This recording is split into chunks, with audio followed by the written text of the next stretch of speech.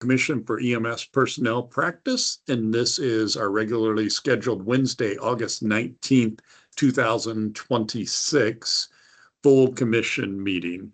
Thank you and welcome. Glad to see the good turnout, both of the commissioners, but as well as members of the public. And we will go ahead and get started with the roll call, and I'll recognize our Secretary, Commissioner Herrera, for that. Thank you, Mr. Chair. Can you hear me okay? Yes. All right, we'll get going. Alabama, Commissioner Gray. Okay, Arkansas, Commissioner Crease.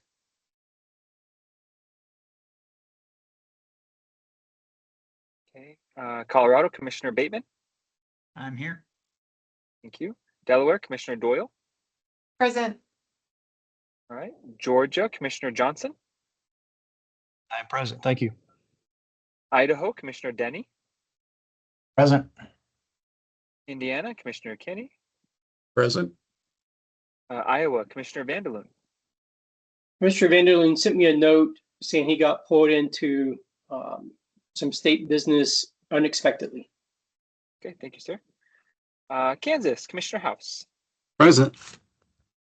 All right, Louisiana, Commissioner Bailey. Present. Mississippi, Commissioner Wyndham. Present. Thank you. Missouri, Commissioner Vance. Present. Nebraska, Commissioner Wilson. Present. Yep, there he is. Thank you, Tim. Nevada, Commissioner Sullivan.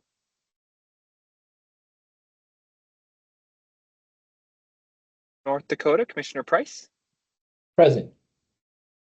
Oklahoma, Commissioner Robinson. Present. Thank you. Pennsylvania, Commissioner Martin. Present. Thank you. South Carolina, Commissioner Jones. South Dakota, Commissioner Hanson. Present. Thank you. Tennessee, South Carolina is Commissioner... present. Oh, thank you. Thank you, Commissioner Jones. Tennessee, Commissioner Ward. Okay. Texas, Commissioner Schmieder. Present. Thank you. Utah, Commissioner Herrera, present. Thank you. Virginia, Commissioner Bierman Fote. Present. Thank you. West Virginia, Commissioner Ratliff. Present. And Wyoming, Commissioner Neubauer. I think I said that right. She also sent a note asking. Okay. Thank you, Johnny. Mr. Chair, you do have a quorum. Thank you. Appreciate the quorum. Thank you, everyone, for being on here. I know it is an essential core duty. The couple that did reach out, we appreciate them letting us know. And we did emphasize we do send these out. And so please make every effort to be on. We only have 4 of them a year, so we appreciate that. The next thing that we have is I want to pause before we adopt the agenda and recognize, we usually recognize if we have a new commissioner, and from an existing state, we have a newly designated commissioner. And I want to recognize Jody Ratliff, who joins us as West Virginia's commissioner. Commissioner Ratliff, I don't know if you'd like to say anything to the body. Yeah, I spoke last time, but thank you all. Looking forward to everything. I actually already had an interaction with Mr. Woodward. We got some things figured out, and Donnie, for that, we've actually got everything set in place now and building in the system. So hopefully in the next couple of weeks we'll have all that finished and moving a lot better. Unfortunately, I'm not going to be turning my camera on. I've got ice on my back right now. It's out. Everybody should go into EMS for sure. But I'm very thankful to be here. Thank you. Next, as we head to the agenda, just some reminding of the meeting norms. Commissioners are encouraged to join by video where possible. Each participating state has a designated commissioner, and that's the only vote. We do not have proxy votes. I do recognize the raise hand function, which should be at the top of your screen if you would like to make a comment. And that applies both for comments from commissioners, who I usually will recognize first, but as well as members of the public may use that as well. Please keep your microphones muted unless you are recognized to speak. We'll recognize you in order, and we usually will give you 2 minutes to speak. If there is disruptive behavior or the time exceeds 2 minutes, then either myself or I will recognize our executive director to mute the participant. With that, we are up to the agenda. The agenda was emailed out and was available on our website. I'll recognize Donnie. Do you have a comment? Yeah, Commissioner Cressy from from Arkansas, my apologies, has joined and requests her to be recognized as present. Thank you.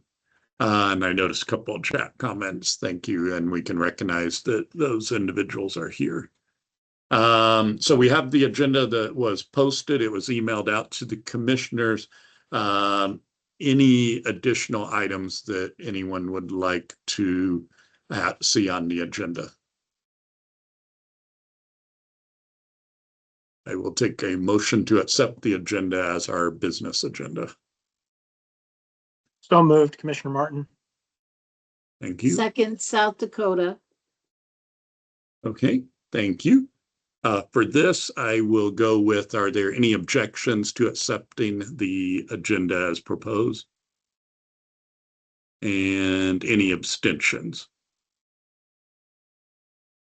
We will proceed with the agenda, and that takes us to our next agenda item, which is public comments for matters not on the agenda. So if you had hoped to express a comment or a thought on the compact, now would be the time to use the raise hand feature, and we can recognize you to speak for 2 minutes, and then we will take those, and then we will move into the regular formal part of the presentations. And I do see one hand up, and I will go with, I'll recognize you, Ms. Is it Adisas? Yes, Okay. thank you very much. My name is Dr. Adrienne Edisis. I am a Virginia Tech professor.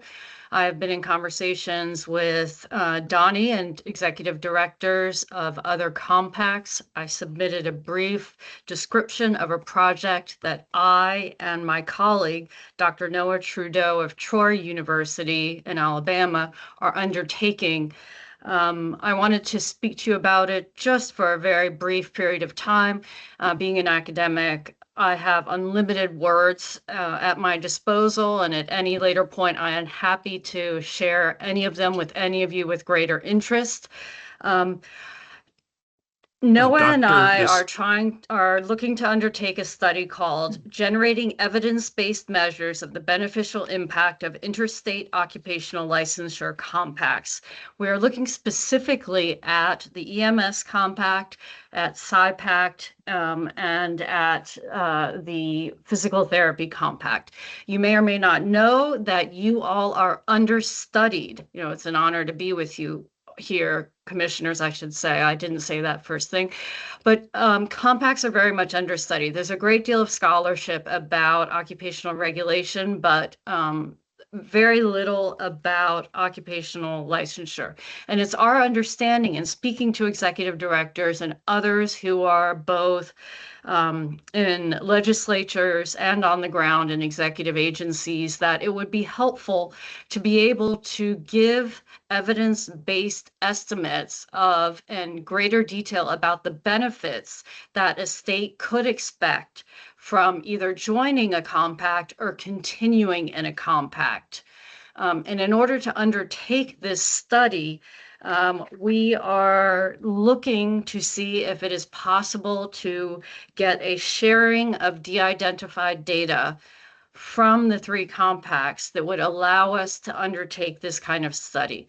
Why are we not just looking at one? Because we do recognize there are different mechanisms, and the reason is the recency.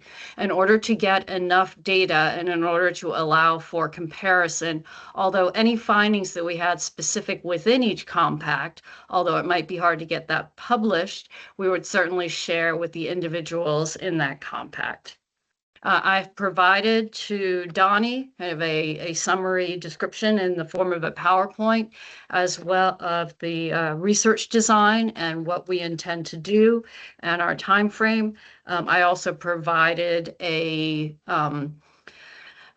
data sharing agreement that we are using with at least one of the other compacts to ensure that the compact feels comfortable that the data that is shared with us will be handled responsibly and with confidentiality.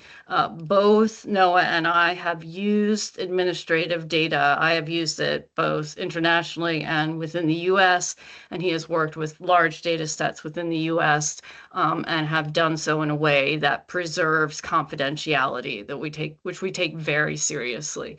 I believe I've hit my 2 minutes. Again, thank you for the moment for me to note our interest in continuing to work with Donnie and with the compact to try and generate some more evidence-based estimates of the benefits that a state could expect from participating or continuing to participate in a compact such as the EMS compact. Thank you, Dr. Edison. And I didn't recognize the name, but Donnie did share the information, so it did go out in there. So I think we were familiar. Donnie, go ahead. Thank you, Mr. Chair, and thank you, Doctor. Yeah, we've had a couple of conversations, and just to, I guess, emphasize what they are presenting is an opportunity to see if we could do some academic study that would include the EMS compact. When we look at academic literature on compacts, there's a moderate, yet still limited amount of data on like the nursing compact. But to my knowledge, there is no peer-reviewed academic study that's looking at the EMS compact. And we are currently setting, I believe, as the second largest compact and the second oldest occupational health compact right now. The data that they are requesting, would be fully de-identified. I have not done a complete analysis on how we would collect that data. We would need to work with, our partner and vendors on that. But I did look under the administrative rules, and it is a permissible use being fully de-identified. And so that's the pre-work I've done in addition to sending that out. Thank you. I will open it to any questions from commissioners first. And you can use the raise hand feature. Commissioner Schmieder, go ahead. Yeah, thank you, sir. I'd like to make a motion that we go back to this doctor and have her meet with the executive board. We're gonna have a lot more discussion than 2 minutes right now, and then bring a proposal back to the body. That's my motion. Thank you. We have a motion from Commissioner Schmieder. I second it, Virginia. I heard a second from Virginia. Virginia. And so thank you, Commissioner Bierman. Vote. Thank you. Motion and a second to refer this to the executive committee for further review. Any further discussion or questions? Okay, all those in favor signify by saying aye. Aye. Aye. Aye. Aye. Aye. Any opposed? Any abstentions? Thank you, Doctor. We appreciate you bringing this opportunity, and then we'll look forward to working with you from the executive committee. Donnie will get you scheduled on for our next executive committee meeting. Yes, thank you all very much for the opportunity to meet with you. Thank you. Any further public comments or items there? Donnie, go ahead. Yes, we did have one or two more organizations request to speak. I don't want to put anyone on the spot, but if you contacted me in advance requesting to speak, now is your opportunity.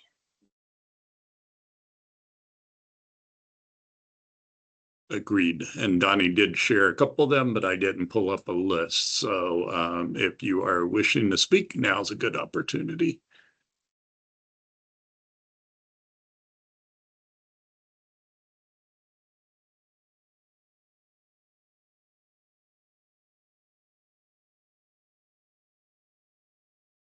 Okay, and I may, if we did overlook someone, I may alter the agenda slightly and let a public comment when we get towards the end if time permits. So let Donnie or I know. We will work in there, but I think we will move on to our reports next. And I am actually first up with the chair's report. First of all, I want to thank everyone. Our last meeting was the Q2 meeting, and we were in Kansas City, Missouri. We had 22 member states that were present, and a lot of great discussion, and we also had great business as well. And I think that's important to have all of us engage. So thank you all for being there. Of course, the growth of the compact would have to be kind of the big headline that we have. We have 25 operational states right now, but we have 28 states with enacted legislation and a movement on others.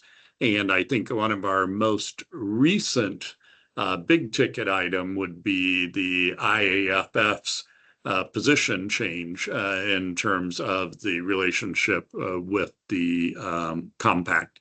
And so we've had positive momentum. I look forward to that continuing. We look forward to onboarding Alaska, Arizona, and Connecticut as they move forward, although Connecticut will be hinged upon passage of a neighboring state, most likely, unless they further modify their law.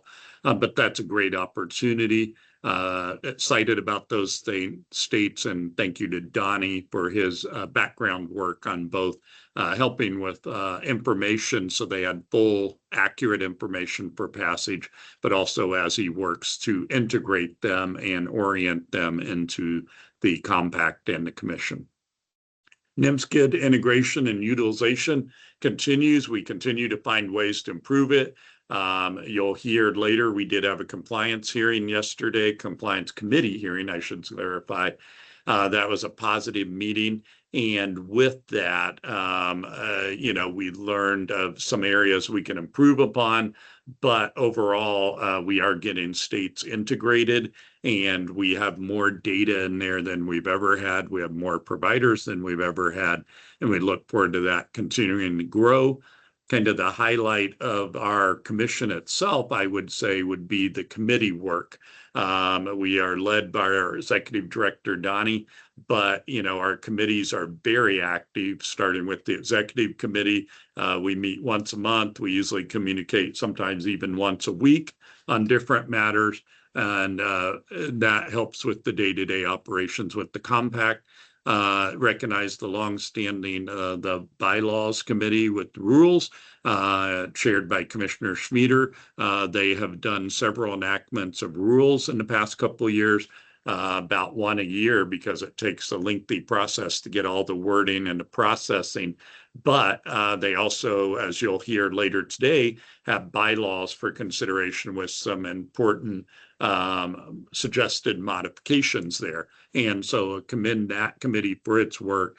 And within the compliance committee is just up and started, but very excited. A good group of committee members that are commissioners that are dedicated to pursuing the goal of making sure that we have the best commission that we can and the best compact that we can that is operational, and everyone is equally participating as required by the governance that we have existing. So those are the committees. I do think also and recognize, I won't name them all, but we've had different work groups, criminal background and otherwise, that have done great work as well. So our goals for the remainder of this year are going to be, one, continued growth and work with Donnie on however we can support to get other states to come into the compact. Continued pathways to sustainability. Donnie will give some updates there, but we have a lot of forward movement, thanks in a large part to him, but we need to continue to look for those and embrace those pathways. We need to continue to optimize our utilization of the compact, including the resources such as the NIMSKID database, making sure that we're reporting disciplinary actions, making sure the records are accurate. Things of that nature have to be a focus for us. The final thing that I have as we kind of go forward is this is the Q3 meeting. We will have the Q4 meeting at the end of the year where we will most likely have the important items of the bylaws that we're going to do a run through today, but we also will have elections then, and it's an even number of years, so the chairperson and the treasurer roles are up for election.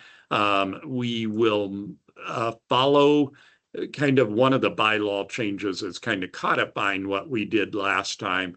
And I'm going to direct our executive director to follow that pathway again, which is kind of he'll create a self-application document that ensures that people understand the commitment. You'll apply, that will have your name on the ballot. But then you will also, he will generate a report as terms of the compliance within the compact in terms of like meeting participation, things like that, so that every candidate, everyone has a chance to know how active they are and what they can bring to that. And so I just wanted to highlight that because we did last time and we did not have any objection. I did chat with council. The main requirement is that we have a vote during the Q4 requirement. The rest of it is left to interpretation, but we'll follow our pathway as last time with an application process. So there will not be nominations from the floor at that meeting. So I just want to make sure everyone's aware of that so that they know what is coming up with that as well. So with that, then I think that concludes my comments. I'm open to any questions that anyone has on any of the highlights that I gave. Next up, we would have our treasurer's report. Commissioner Vandeloon would normally do that. He's called away. I will check with Donnie to see if he has highlights. It was available in our documents as well. Yes, sir. Mr. Chair, I'm prepared to give that on his behalf. You may proceed. Thank you. Thank you. As presented in the commission book, the treasurer's report as filed to me, we had an opening balance of $96,238.52, which is expected and normal within budget for January 1. The closing balance was $89,416.47.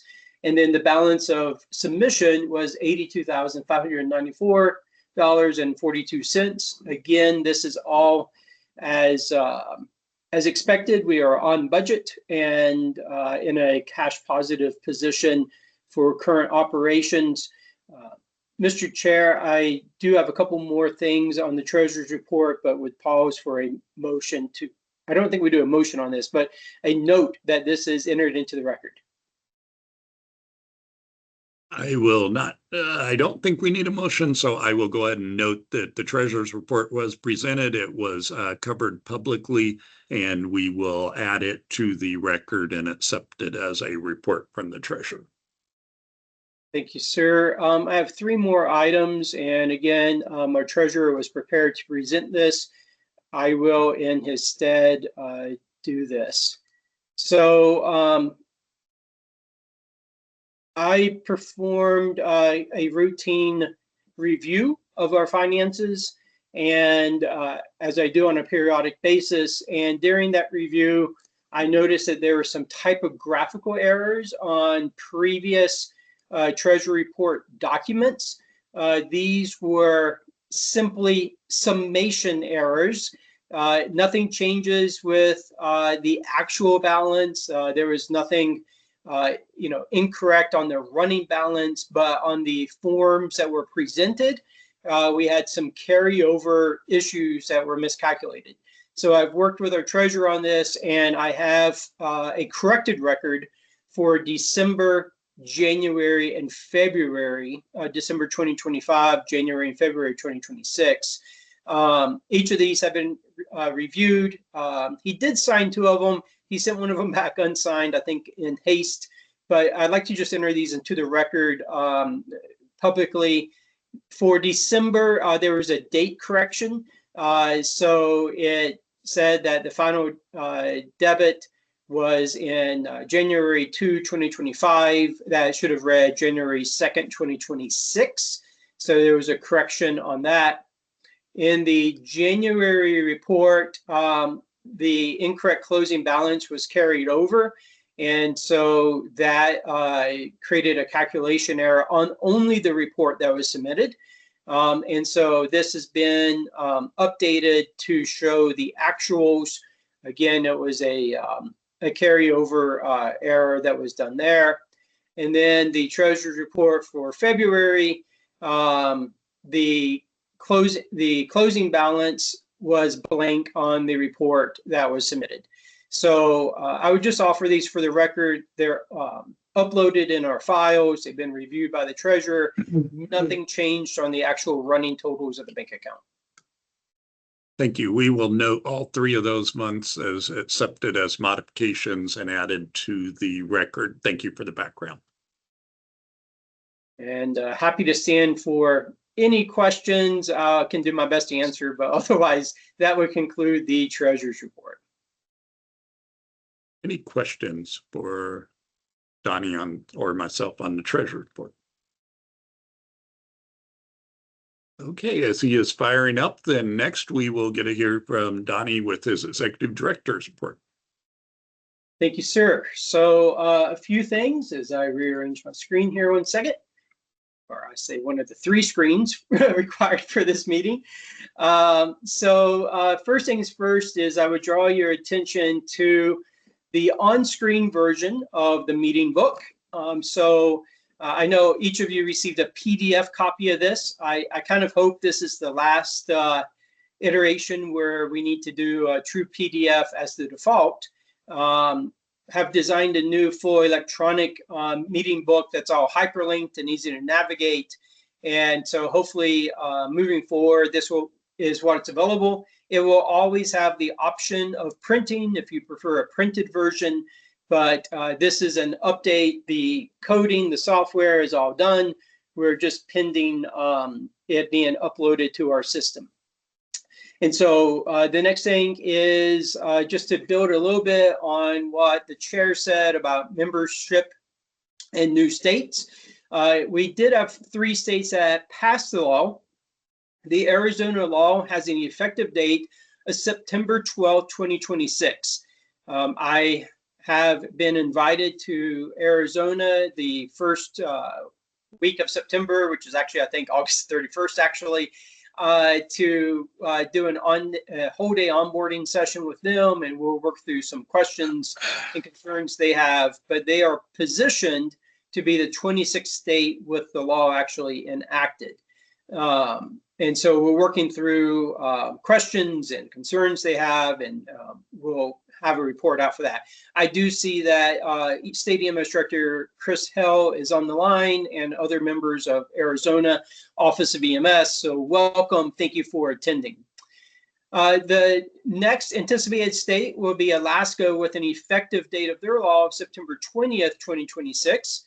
Have had numerous meetings with Alaska, including a couple of my in-person meetings with Alaska, and they are well positioned, I think, to have a very rapid implementation, and looking forward to joining the EMS Compact there. And then just the note regarding Connecticut, as the chair said, although their bill is signed into law, it doesn't become enacted until or effective until a neighboring state joins and or they repeal that one line in the law. And so they are, I think, not to put words in the legislator's mouth, but I believe that they are hoping to help encourage some other New England states to join. And we certainly respect that approach that they have taken with that. We continue to have good conversation with the state of Connecticut. And either this year, perhaps there'll be a neighboring state. There is good positive momentum there, and or potential that they will repeal that one line to allow them to proceed. We did work with the National Registry, and this is related to the EMS Compact Book and other things.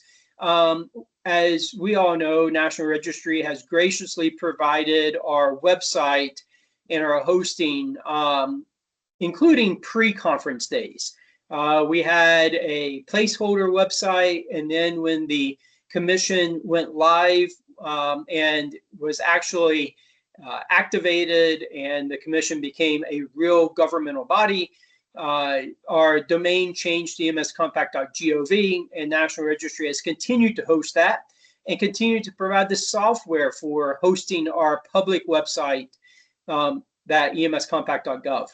The software that's being used is reaching an end of life, and it was needed for us to do some modifications to that. And also, as a governmental body, it was needed for us to make sure that we adhere to the requirements of a .gov site. Things like scalable text, alternate in images, high contrast mode. Those are some of the things that are required to be a government website. And the current system did not support that. So was able to work and develop a new website, which the commissioners have had a chance to preview. But that did require some changes to our agreement. Really do appreciate council, specifically Doug and Christy, for their work on that. We had a couple ping pongs back and forth with the agreement, but I am pleased to say that now we do have a live countersigned agreement, and we'll be working with Registry to implement our new website. So really thrilled about that. I don't have a specific timeline. I certainly hope within maybe the next 7 to 10 days. When that website goes live, I will let everyone know. The website, when it goes live, has a lot of new functions and features.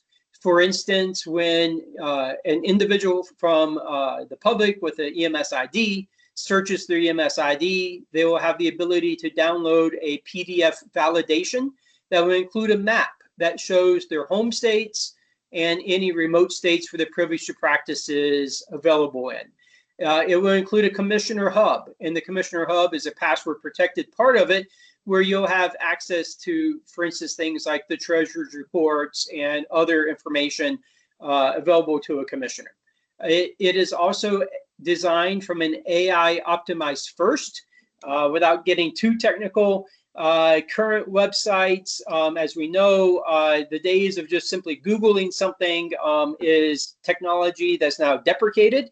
And in today's world, AI engines, people are using them to ask questions. And those engines need certain coding that helps them find what is official government information. And the new website has been designed specifically for the AI engines to say, no, this is official government information, and this is validated information.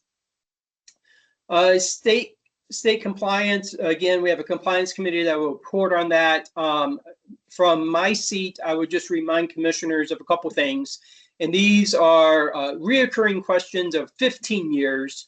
But as we have new states coming on board and we have new commissioners coming on board, I would just like to, for the record, repeat a couple things. Number one, the role of commissioner is unique in the fact that it is a statutory obligation. And commissioners are expected to be at the 4 pre-scheduled commission meetings. And in short, because it is a statutory obligation, this is fundamentally different than serving on a volunteer board or an association or something else. The commissioner role cannot be delegated.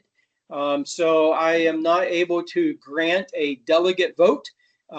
In some ways, you are semi-equivalent to that of a elected official or a senator, from the aspect that you have 1 vote for your state granted by statute, and that cannot be changed. And so the final thing on that part, I would just say for the good of the commission, is I continue to have conversation both with stakeholders and sometimes states and states that are considering joining the compact. And it relates around the fact of a perception that in some states, the EMS compact is some external thing. But the compact, when a state enacts it and the governor signs it, it does become your state statute, and it becomes your state, part of your state EMS Act. So it's not this external thing, it truly is your internal law. And so as you work with your stakeholders and field questions, I encourage you that the answer should not be phrased as, well, the compact requires this. No, your state EMS Act requires XYZ. It is very much your state law, your state act. And part of that is that every state that's joined the compact has had to make modifications to what it means to become licensed in your state to meet the prerequisites of joining the compact. And one of those is the FBI biometric criminal history check. And so from a technical basis, that's not a requirement of the compact. It's a prerequisite that states adopt before your state's qualified to be part of the compact. And so just make sure for phraseology, we're consistent on that.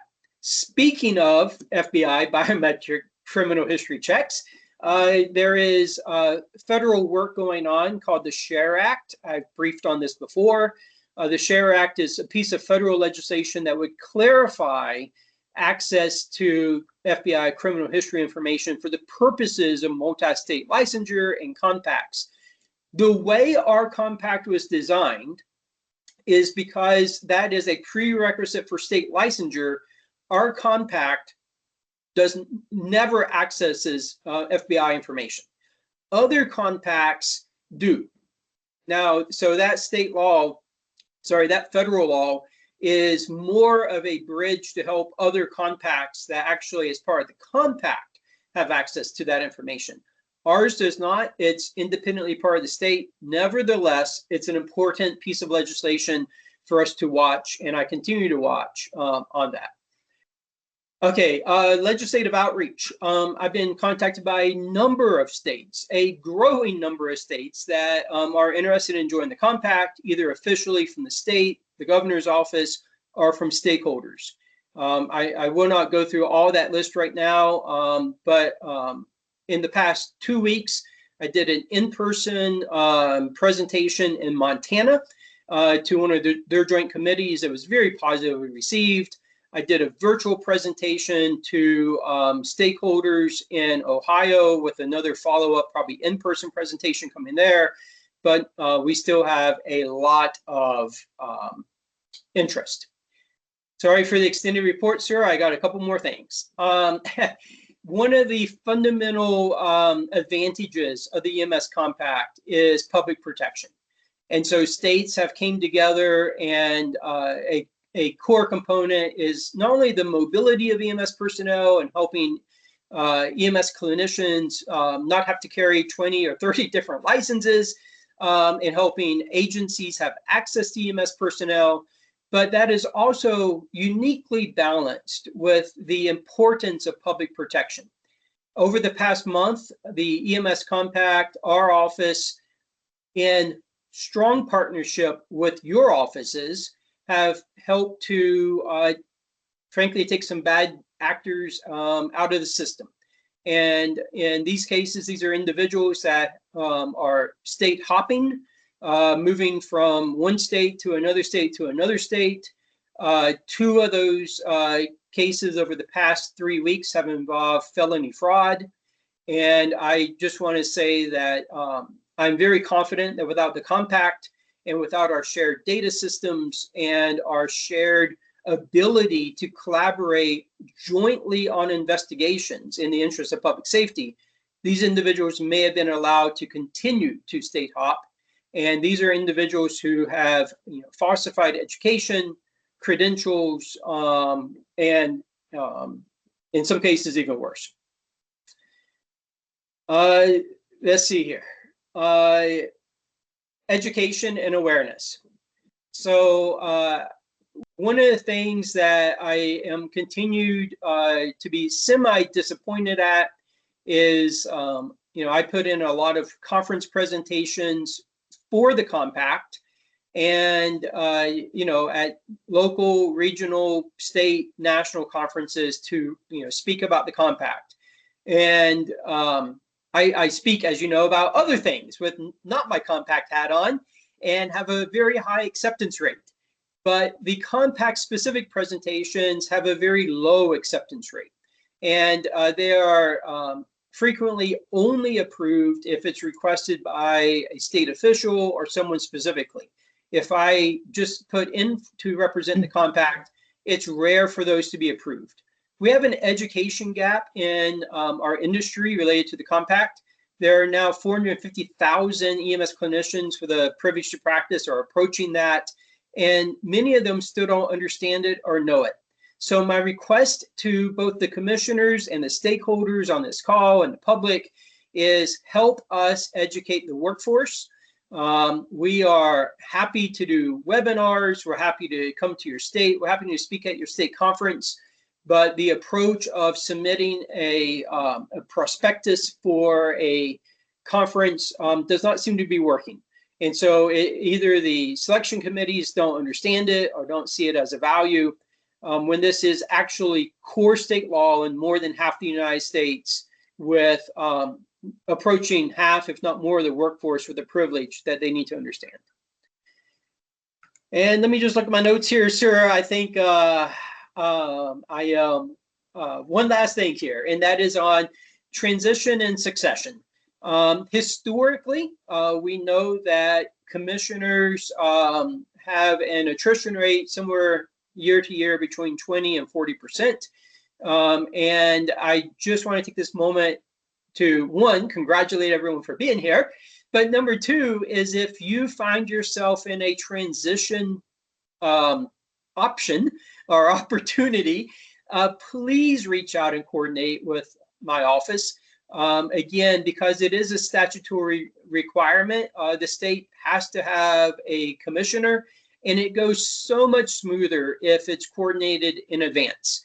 There have been cases where the commissioner simply just disappears, and that makes it really difficult for us to uphold our statutory obligations when all of a sudden emails and phones just no longer work. And sometimes I have to go through this, the cabinet or the governor's office to figure out what's going on. So my plea to you is, if you find yourself in a transition for whatever reason, please reach out, let me know so we can be proactive.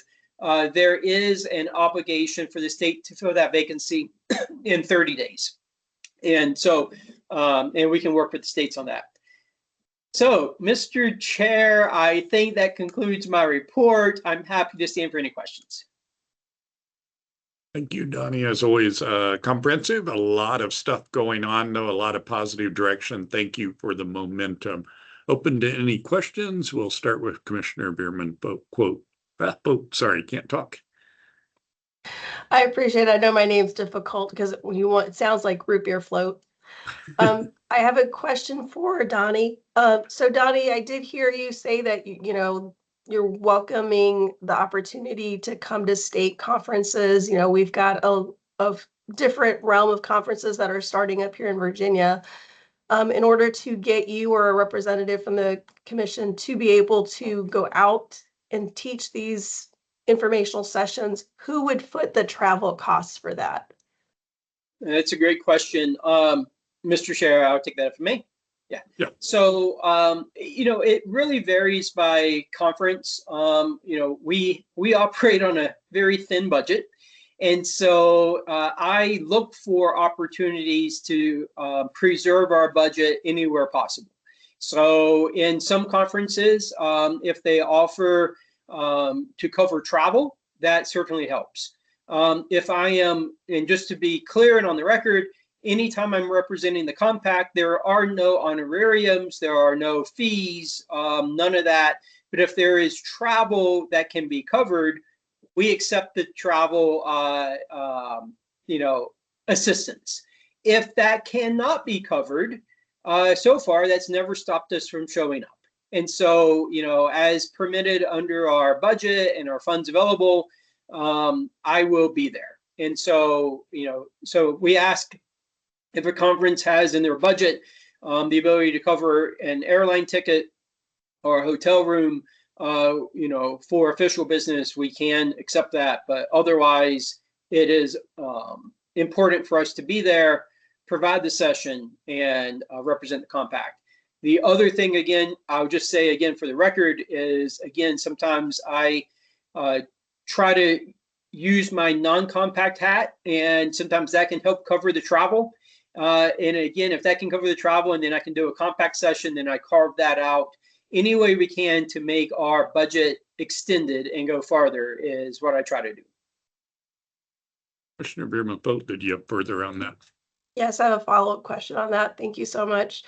So my follow-up question is then, would a virtual auction be reasonable? And if so, what format would that be? Would that be the state would organize that, or would you prefer that the compact organizes that?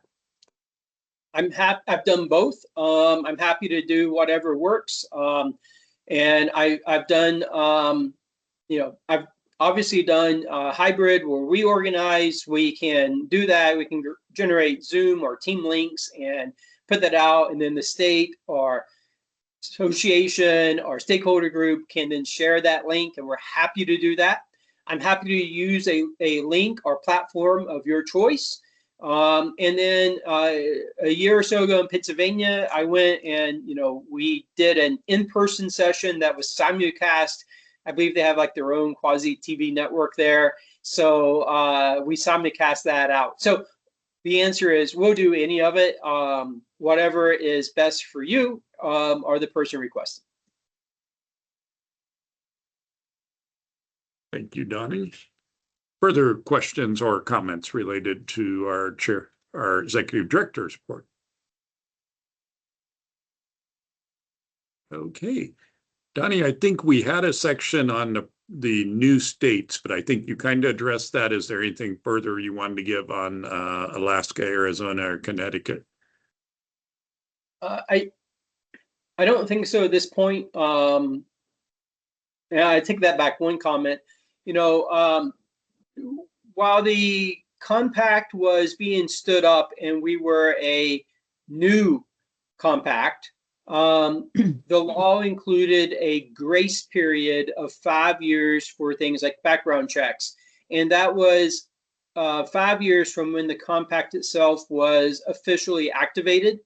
That grace period has expired. And so I did work with counsel, and in the model legislation that is live and now out there, that's been removed from that because it's a moot point. That time period was now 6 years ago. So that has been removed from that model legislation. We worked with counsel on that. But so as states come into the compact, the one thing I would say is just, again, so all of our stakeholders and everyone understands, joining the compact is a multi-step process. So first the state says, hey, we want to join, and we're going to enact the law that gives them the foundation. But that establishes the foundation, and that's the first legal requirement. The next legal requirement is a review on, does the state meet all of the requirements, prerequisite requirements to join in the compact? And only at that point, and the administrative rules do require for us to certify that, and then there's an invitation for the state to actually join the compact. And so that is a critical point. That's not unique to this compact. That's actually part of every compact that's out there. And so as an independent governmental body, we look at that and can invite a state in, and that's when a commissioner is seated. That's when the privilege to practice can go live. And so that's a process that we are in a transition period on, because that grace period expired about 1.5 years ago. And so now we're in a new phase of onboarding.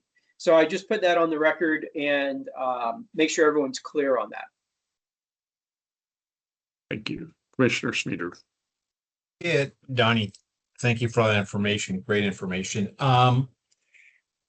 Where are we with the FBI on the background checks? Have we made any progress? I know several states are really struggling with getting that accomplished. And is that still an ongoing problem, or are we not seeing it anymore? I'm not sure where we're at. Mr. Chair. I can defer to Donnie. I will say from Indiana's perspective, it's still a challenge because we had to go through and then we adopted language and they didn't like the language we adopted. And so it has been a continuing challenge for us. Donnie.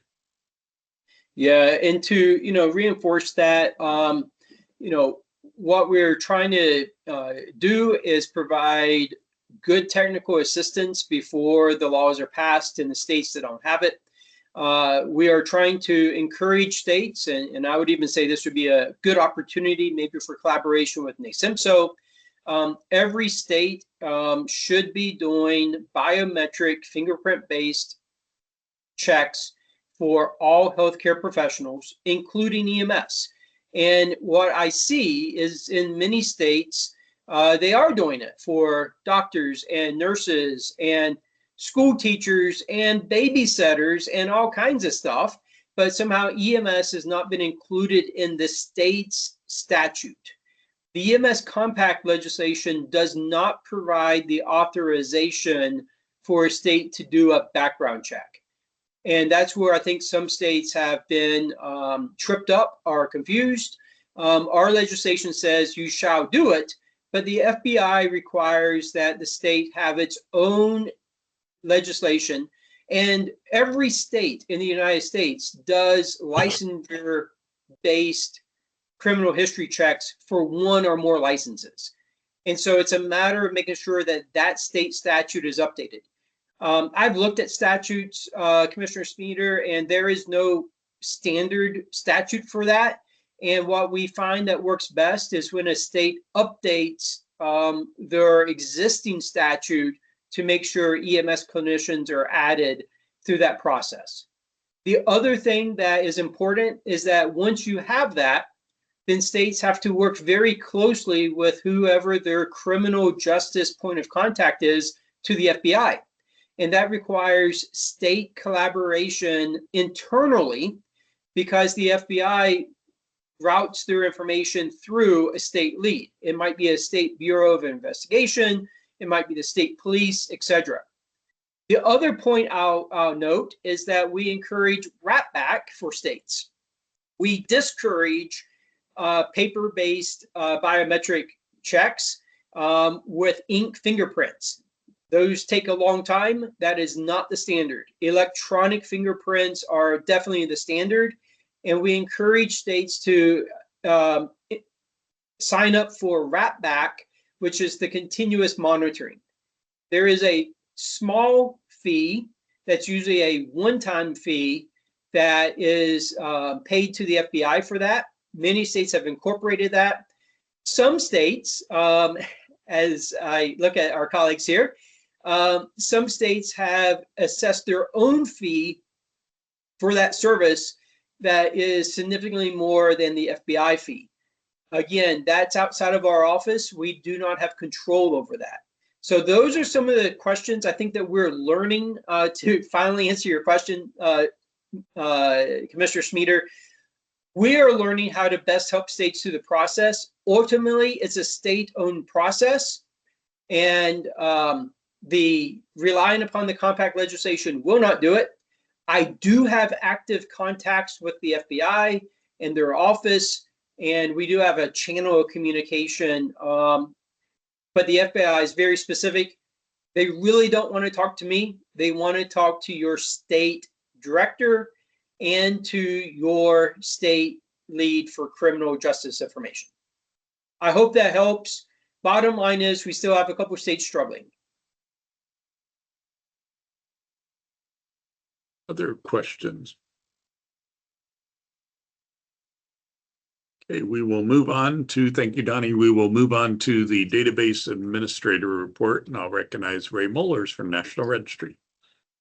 Good afternoon. Thank you, Mr. Chair. Welcome, everybody. Not sure. Just a few highlights. Tennessee is still working to restore their submission to the database.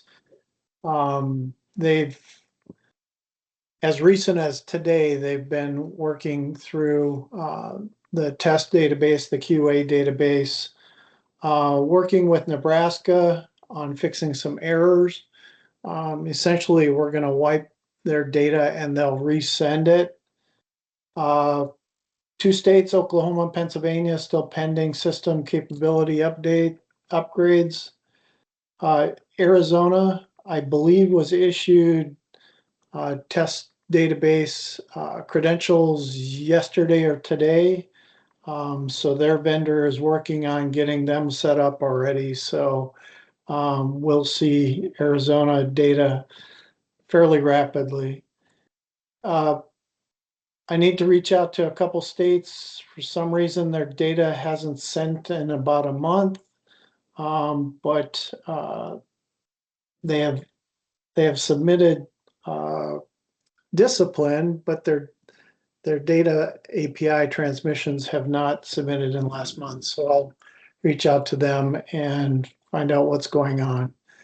Barring any questions, that's all I have for today. Great. If I am not mistaken, will this potentially be your last full commission meeting with us? That is a great question. I believe so.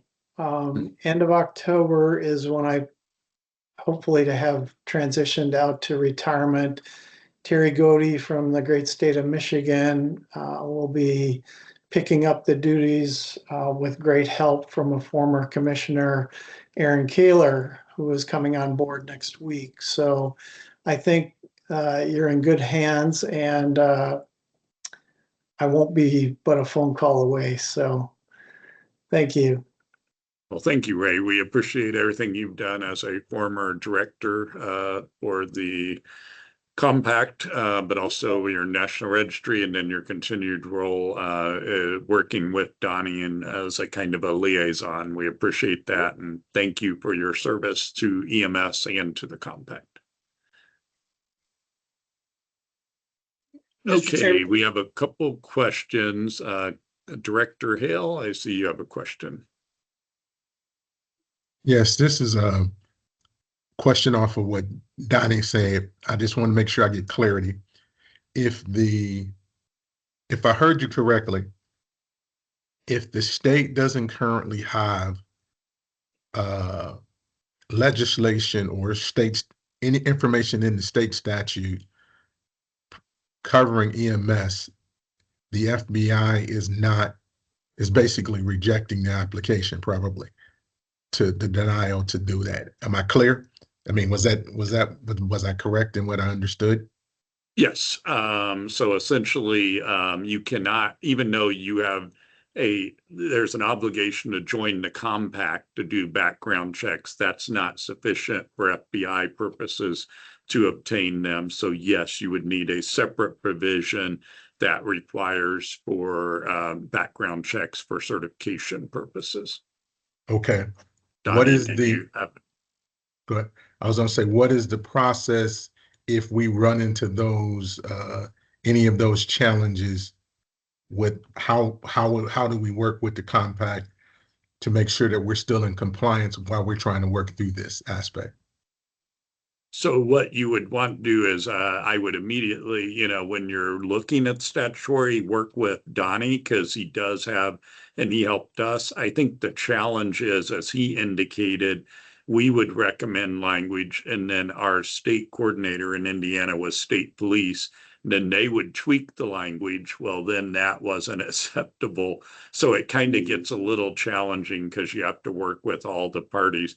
But I think the sooner that you are headed towards potential legislation, then consult with Donnie. Like, he looked at our statutes and determined, hey, Indiana, here's where you already have it for another healthcare profession. Can you do similar or tag on to this?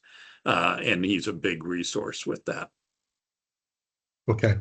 Well, Donnie, you and I can discuss that a little bit more tomorrow. Yes, sir.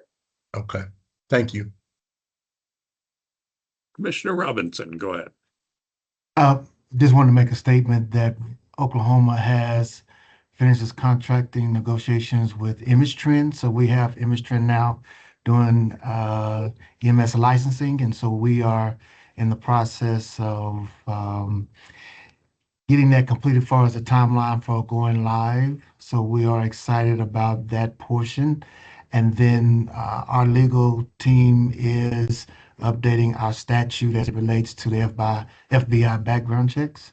So we hope in this legislative session, we'll be able to get that through so we can have the authority to request those with applicants. So we are excited about Oklahoma's progress. Thank you, Commissioner Robinson. And we are too. Donnie and I have talked and very excited to think that you guys started with paper trail essentially, and then you have a need. So we look forward to completion of the contract Image Trend and then the integration. Donnie, go ahead. Thank you, Mr. Chair. A friendly comment.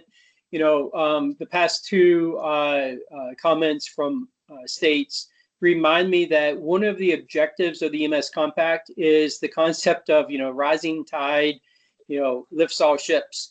And, you know, one of the powers of the compact is us working together to raise the bar of professionalism and enhance our state offices. And, you know, Oklahoma moving from a paper-based system and Excel-based system into a full licensure system, other states implementing fingerprint background checks.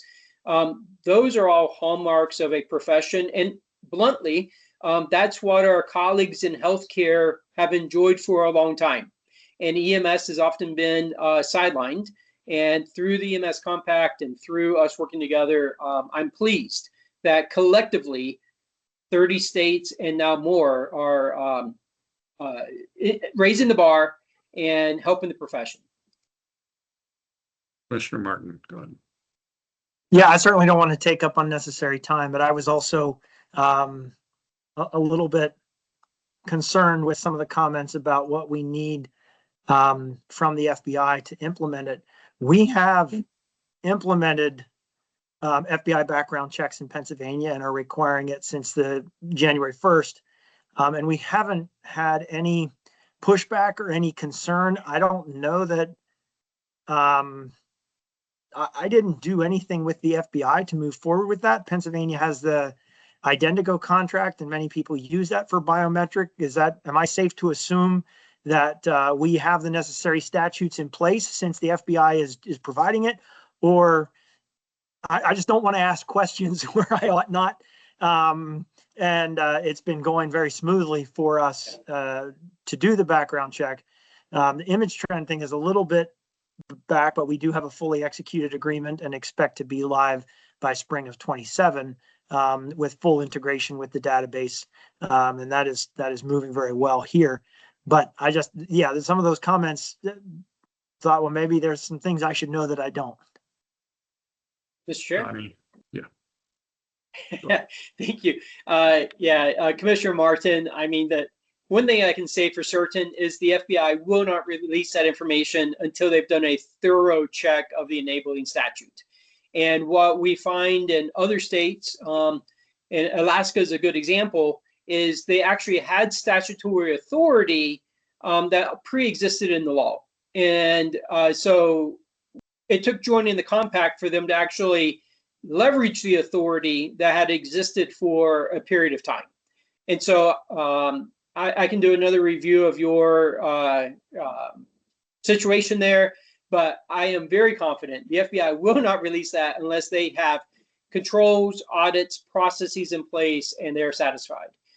The other quick comment, the other quick comment on that is, you know, we have mentioned a vendor, and we're grateful for that vendor having integration. Again, just for clarity of the record and for our stakeholders, we have no preference on vendor. There are many options that are out there, and we encourage states to find the vendor that works for them.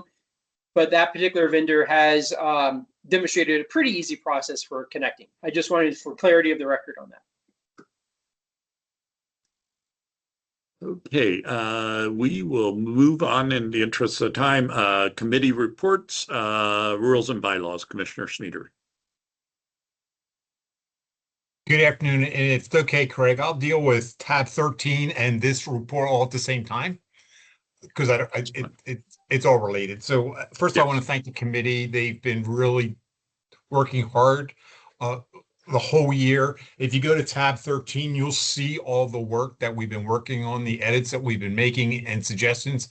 And a big thanks to Christy and Doug also for their edits. And we're, as this meeting's going on, we're getting a couple additional fine-tuned tweaks to this. So we're going to continue moving forward on this. Before we have a vote on the fourth quarter, I didn't talk to anybody, but I'm sure we're going to do this. We'll have a meeting like we did the last time ahead of time, like a little work session where we can go over all these changes, try to answer any questions so that when we do go to a vote, we're not going to be going on for hours and hours of trying to answer a bunch of questions. I think in a lieu of time, I won't go into any of the details. You can see it; it's all there. But it's been some great work and some great leadership by Donnie as well as the committee. And I'll stop there and answer some questions for me. Thank you, Commissioner Smeater, and I will echo because that is one of the committees that I participate in, and a lot of great minds in there working very hard. The amount of work, and then Donnie's work too. Donnie, anything you wanted to add right now? No, sir. Thank you. I will do a quick addition if I can put Commissioner House on deck. We did have yesterday, we had our first meeting of the Compliance Committee, and I felt like for an introductory meeting, a lot of progress. And because a lot of people are nervous about how it works if your state isn't, I thought it might be important to have a quick update from Commissioner House.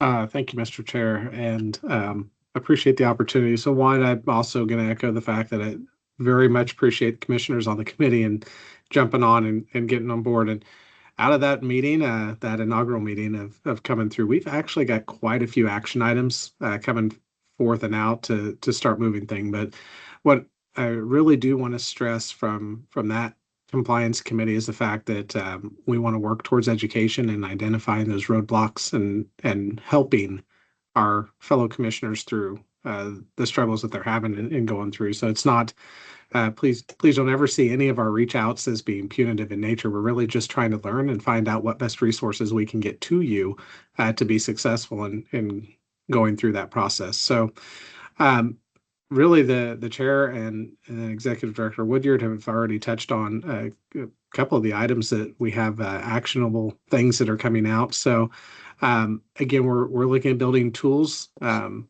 and resources for you to help better be compliant with or better be in compliance with the laws that are coming through. And then also serving some of those functions on, as was mentioned earlier, about the checks and balances of just making sure components are met, working in conjunction with the executive director and the executive committee on ensuring that those checks are validated and that we've got a good, strong support moving forward. So the purpose of that compliance committee is to give trust and value to the public of saying, yes, this is an entity that is following their rules. This is an entity that is ensuring that everything is continuing to be safe. And look, they've got active measures in to ensure that our member states stay compliant with the law as it goes through and really just checking on ourselves. So there is an action item. And as was mentioned, I mean, we just met a couple days ago that we did want to bring forth.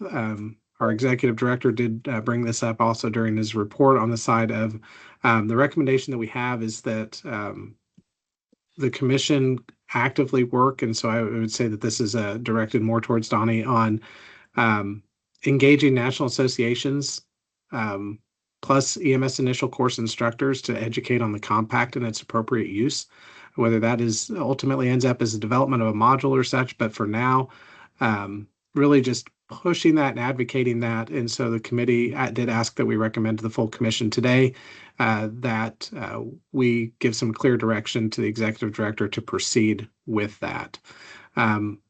So I'll hold on that component here just for a second. The other item states that might have a potential non-compliance.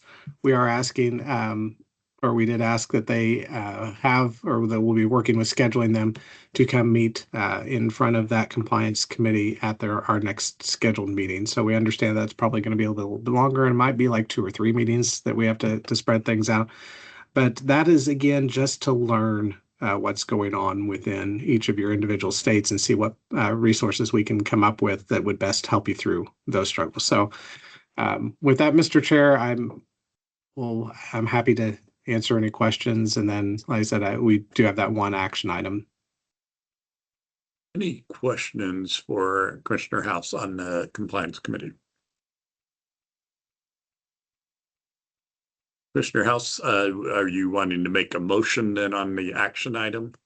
I would make a motion that we direct our executive director to work with those to actively engage national associations, to specifically also include EMS initial course instructors on the compact itself and its appropriate use.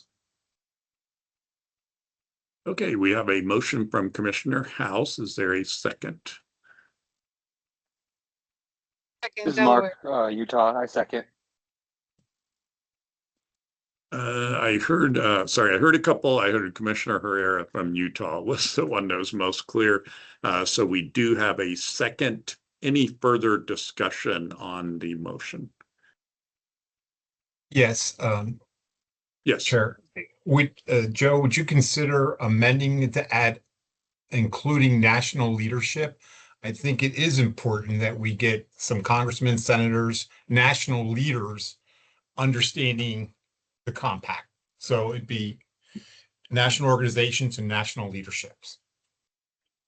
Oh, absolutely. I'd be more than happy to amend the motion to include those. Thank you. Thank you, Commissioner Smeeter, Commissioner House, Commissioner Herrera. Is that acceptable as amendment? Yes, it's good with me. Thank you. Anything further on the motion? All those in favor signify by saying aye. Aye. Aye. Any opposed? Any abstentions? Okay, the motion carries. Thank you, Commissioner House. Thank you, the committee, for the strong initial work. We look forward to seeing it grow. The other committees were in front of you. I don't believe we have an update. Then stakeholder has met. Donnie and I has met with them throughout. We've had a little bit of transition. Commissioner Martin will be taking the helm going forward on that as designated. So we look forward to updates on that in the future. We will move on to old business, which is consideration of the Q2, where we had the in-person full commission meeting in Kansas City. Those minutes were included in the packet and draft shared. I will entertain any corrections or any motions to approve those. Make a motion to adopt Joe from Texas. Motion to adopt from Joe or Commissioner Smeeter from Texas. Second, Oklahoma. This is Mark, Utah. Second. Oh, you let Oklahoma have this one. Okay. Copied the second from Commissioner Robinson, I believe, on Oklahoma. Any further discussion? All those in favor of adopting indicate by saying aye. Aye. Aye. Any opposed? Any abstentions? Okay, we will show them adopted and may be posted as a final document. Appreciate that. Moving on to new business, we do have one of the requirements that our executive director pointed out is we do have a requirement for a review, and I will recognize Donnie for an update on the CPA review of the commission, and I know these were shared in our documents as well. Thank you, Mr. Chair. I will note this is pinch hitting for our treasurer, Vanderloon. But at the Q2 in-person meeting, I presented an overview of the CPA's review of our documents, and that was looked at and presented. We tabled the action there so that commissioners could have a chance to actually read the review that was shared certainly right after that meeting to the commissioners, and it was included also a high level in the meeting book. And so nothing has changed.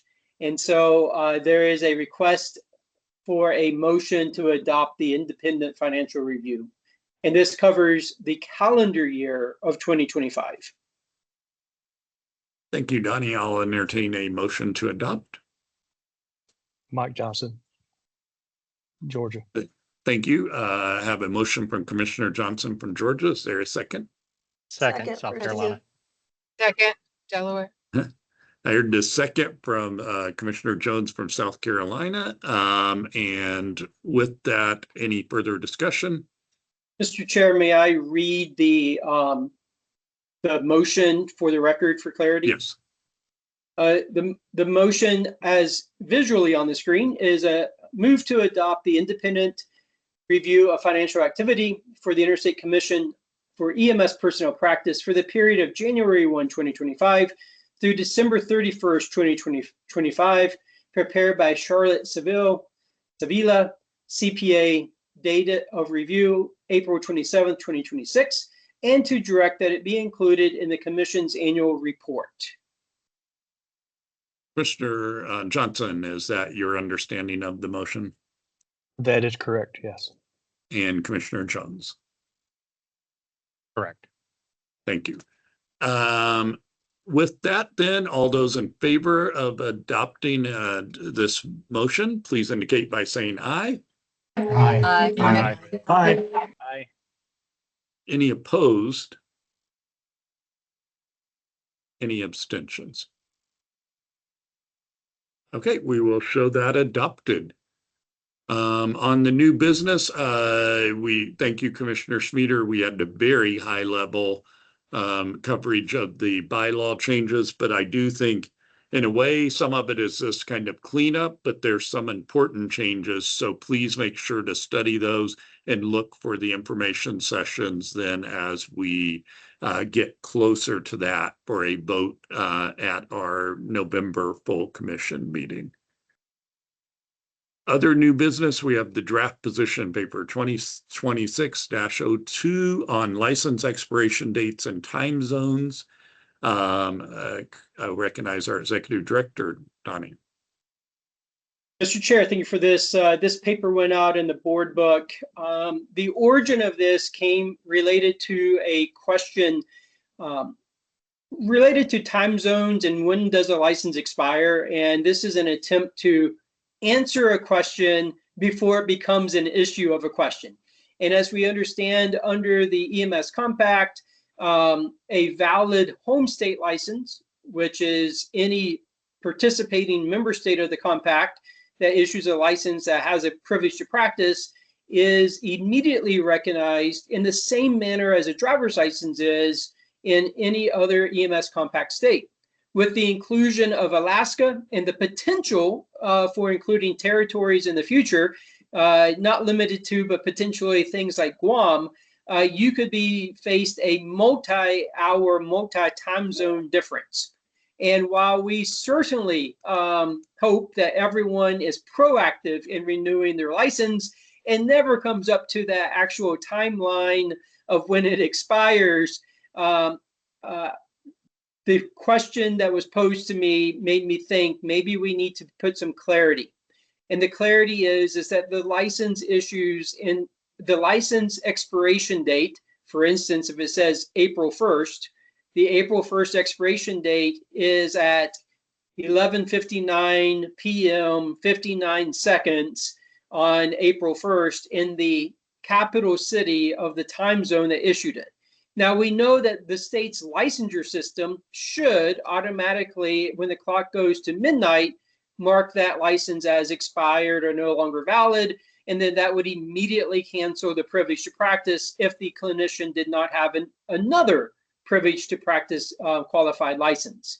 So this entire position paper ultimately says the time zone of the capital city of the issuing state, if there's ever a question, that is the time zone used, and always the state's data system is the primary source of information. understanding that we literally could have EMS clinicians practicing quasi around the globe as we continue to expand. Thank you, Donnie. I know I look forward to discussion on this one. I will acknowledge part of my attorney side when I read it was I'm like, we can't answer every question and we're going to overregulate. But I think a position paper may be a good way of dealing with it, you know, without adopting bylaws and stuff. So look forward to the discussion of that.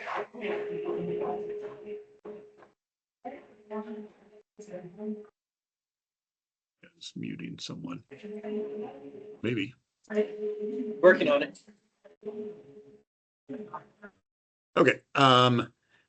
Any further comment on the draft position paper that we will consider in more detail at our next full commission meeting?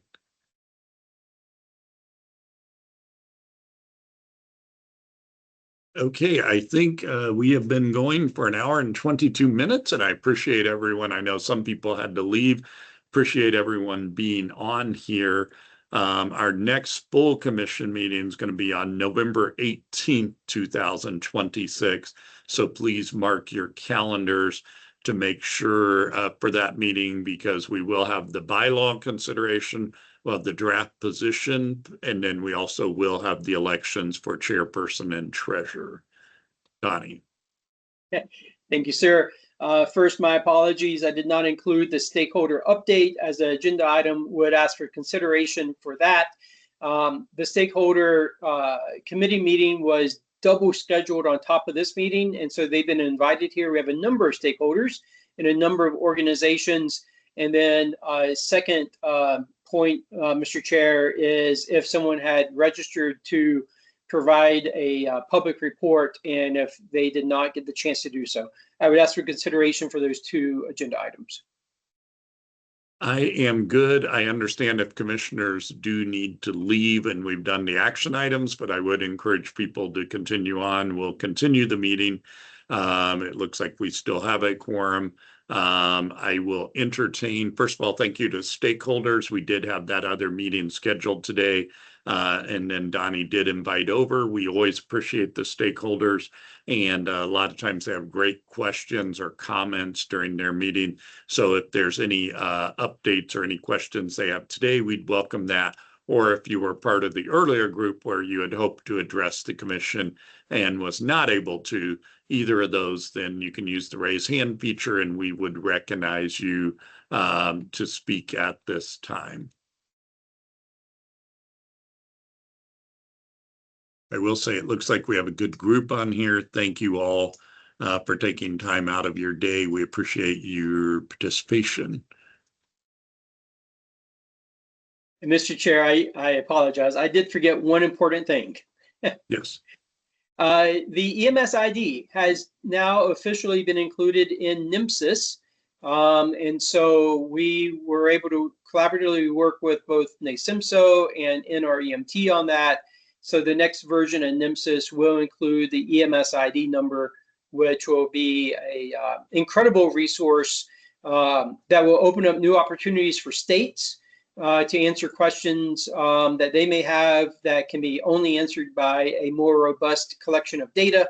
And so I failed to highlight that in my report. A lot of effort went into that. That spanned a couple years. Thank you. Yeah, I think that is a huge, if we're encouraging the use of the EMS ID, then inclusion in NMSIS is going to be a big changer. So thank you to everyone that played a role in that, the associations. Thank you, Donnie, and everyone else. Any further questions or comments? I did not see any hands raised. Okay, I will entertain a motion to adjourn for this meeting. So moved, South Dakota. Thank you. Second, Pennsylvania. Thank you both. We appreciate that. I'm going to show us adjourned. Thank you, everyone, for being on. Appreciate your participation and your dedication to the compact. Thank you, sir. For the record, I heard Commissioner Martin as the second. Thank you.